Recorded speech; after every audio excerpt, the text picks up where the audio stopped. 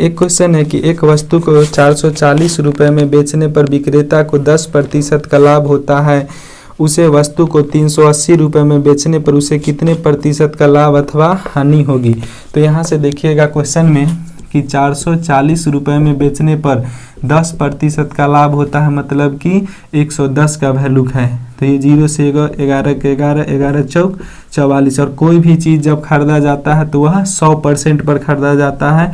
तो इधर भी 100 से गुना और इधर भी 100 से गुना, तो 100 से गुना करेंगे तो 400 बराबर में ये हो जाएगा 100%। मतलब यह हमें क्रय मूल्य आ गया। कितना आ गया? क्रय मूल्य, क्योंकि 100% पर हम कोई भी वस्तु खरीदते हैं तो 100% क्रय मूल्य हमें आ गया 400 रुपये। और फिर कहता है 380 रुपये में बेचने पर विक्रय मूल्य हमें कितना कह रहा है कि 380 रुपये में बेचने पर उसे लाभ होगा हानि। तो हम किनेंगे 400 में और बेच देंगे 380 रुपये में, तो हमें तो फिक्स है कि हमें हानि होगी। तो हानि कितना रुपए का होगा? तो 20 रुपये का। और हानि बट्टा में लिखते हैं क्रय मूल्य। किने हैं कितना में? तो 400 में, और गुने यहाँ पर रखेंगे 100, क्योंकि हम जानते हैं कि लाभ चाहे हानि बट्टा में क्रय मूल्य और गुने में 100%। हानि या फिर लाभ निकालने के 2 0 से 2 0 काट देंगे, 4 पंचे 20। तो 5% का क्या हो जाएगा? लॉस, मतलब हानि होगा। 5% का हानि होगा उस व्यक्ति को। तो देखिए और सीखने का प्रयत्न कीजिए। अगला क्वेश्चन है कि सुप्रीति और सुहासा एक काम को मिलकर 36 दिन में कर सकते हैं। वे एक साथ मिलकर काम करना शुरू करते हैं, लेकिन काम समाप्त होने से 12 दिन पहले सुप्रीति को काम छोड़ना पड़ता है और इसलिए काम पूरा समाप्त होने में उन्हें कुल 45 दिन लगते हैं। फिर सुप्रीति अकेली उसी कार्य को कितने दिन में कर सकती है? सुप्रीति अकेली उसी काम को कितने दिन में कर सकती है? तो हम मान लेते हैं इसको, नाम को हम कुछ संकेत मान लेते हैं। सुप्रीति है, सुप्रीति है, तो इसको हम एस मान लेते हैं। और फिर उसके बाद सुहासा है, सुहास है, सुहास है, इसे हम पी मान लेते हैं। एगो को एस और एगो को पी मान लेते हैं। दोनों मिलके कह रहा है कि एस और प्लस पी, यह दोनों अगर मिलके काम करें तो काम समाप्त हो जाएगा 36 दिन में। लेकिन कहता है कि वे दोनों साथ मिलकर काम शुरू करते हैं, लेकिन काम समाप्त होने से 12 दिन पहले एस जो है कि काम छोड़ के चली जाती है और इसलिए काम पूरा समाप्त होने में उन्हें 45 दिन लगते हैं। तो सुप्रीति अकेली, तो सबसे पहले हम दोनों का अलग अलग निकाल लेते हैं कि कार्य यह दोनों अलग अलग कितने दिन किया है। तो एस का देखते हैं कि यह कार्य दिन कितने दिन किया। टोटल काम यह दोनों 36 दिन में समाप्त कर सकती है, लेकिन इसके बाद चले जाने से 45 दिन में काम समाप्त हुआ। और यह कितना दिन पहले चली गई? तो 12 दिन पहले। 45 में से यह 12 घटा देंगे, 5 में से 2 घटाएंगे 3 और 4 में से 1 घटाएंगे तो 3। तो ये हो जाएगा 36 माइनस में 33 बराबर में हो जाएगा 3 दिन। कितना कि एस जो है कि 3 दिन काम की। उसके बाद लिख लेते हैं पी कितना दिन काम की। टोटल काम 45 है, टोटल काम समाप्त हुआ 45 दिन में, जबकि यह दोनों मिलके काम कर सकती थी 36 दिन में। और टोटल जब पूरा काम छोड़ के तो एस गई है, पी टोटल काम तक, जब तक काम समाप्त नहीं हुआ तब तक पी जो है सुहासा वह काम पर थी। तो घटा लेते हैं, 15 में से 6 गया 9, 3 में से 3 गया 0। मतलब ये इस दोनों का कार्य कितना दिन का हुआ? तो यह दोनों कार्य करती है 3 दिन और 9 दिन। तो देखते हैं कि आगे फिर कितना दिन हमसे क्या क्या पूछा गया है।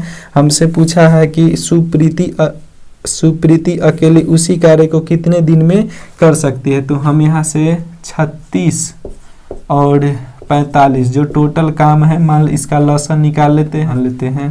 तो हो जाएगा 3 से 3 इकाई 3 दूना 6, 15 तिया 45, फिर 3 से तो हो जाएगा 3 चौका 12, 3 5 15, 5 चौका 20, 20 तिया 60, 36 18। टोटल जो काम आ जाएगा वह हो जाएगा कितना? 180 टोटल काम। यह जो टोटल वर्क हो गया कितना? 180। अब यह दोनों का क्षमता हम पहले निकाल लेते हैं। तो अगर दोनों काम करता है 9, तो दोनों का क्षमता 3 तिहाई 9 और 3 इकाई 3। मतलब ये जो है एस का क्षमता कितना है? 3 और पी का क्षमता कितना है? 1 है। तो अगर हम दोनों में भाग करते, पूछता है कि सुप्रीति अकेली उसी कार्य को कितने दिन में कर सकती है। सुप्रीति टोटल काम कितना है 180 सुप्रीति की क्षमता है। 3 से यह कार्य करेगी, 3 छक 18 मतलब 60 दिन में यह अकेली उस काम को पूरा कर सकती है। अगला नंबर क्वेश्चन है कि एक संख्या के 5 गुने में से 10 घटाया जाए तो वह संख्या के 4 गुने में 8 जोड़ने पर मिलने वाली संख्या के बराबर होगा, तो वह संख्या क्या है। तो हम सबसे पहले संख्या नहीं मालूम है तो सबसे पहले हम वह संख्या मान लेते हैं। सबसे पहले हम वह संख्या मान लेते हैं कि संख्या कितना है x। हमें कह रहा है कि संख्या के 5 गुने में से, तो इस संख्या के 5 गुने में से 10 घटाया जाए, 10 घटाया जाए तो उस संख्या के, इसी संख्या के 4 गुने में 8 जोड़ने पर, इसी संख्या के में 8 जोड़ने पर मिलने वाली संख्या बराबर होगी। तो यहाँ से हम गुना कर लेते हैं, तो ये हो जाएगा 5x माइनस में 10 बराबर में हो जाएगा 4x प्लस में 8। तो ये हो जाएगा 5x, ये प्लस में इधर लाएंगे x वाले को तो 4x, और ये हो जाएगा 8, और ये माइनस में अंक वाले तो इधर आएगा तो प्लस में, तो हो जाएगा x बराबर 10 8 18। वह कौन सी संख्या है, तो वह संख्या हो जाएगा 18। ऑप्शन नंबर डी आपका आंसर है। अगला क्वेश्चन है कि किसी संख्या को 45% बढ़ाने पर वह 725 हो जाती है, वह संख्या ज्ञात करें। किसी संख्या को, हमें संख्या हम मान लेते हैं सबसे पहले x है, तो किसी संख्या को 45% बढ़ाने पर, किसी संख्या को 45% बढ़ाने पर वह 725 हो जाती है। तो यहाँ से हम इसको काट लेते हैं, 5 से 5 9 45, 5 दूना 10, ये हो जाएगा x प्लस में 9 से गुना करेंगे तो 9x प्लस में 20, 20 से काएँ 20, 20 9 29, और यहाँ 725 है, तो 20 से काएँ 20, 20 9 29x बटा में 20 बराबर में कितना 725। अब हम 29 से इसमें भाग करके देखते हैं।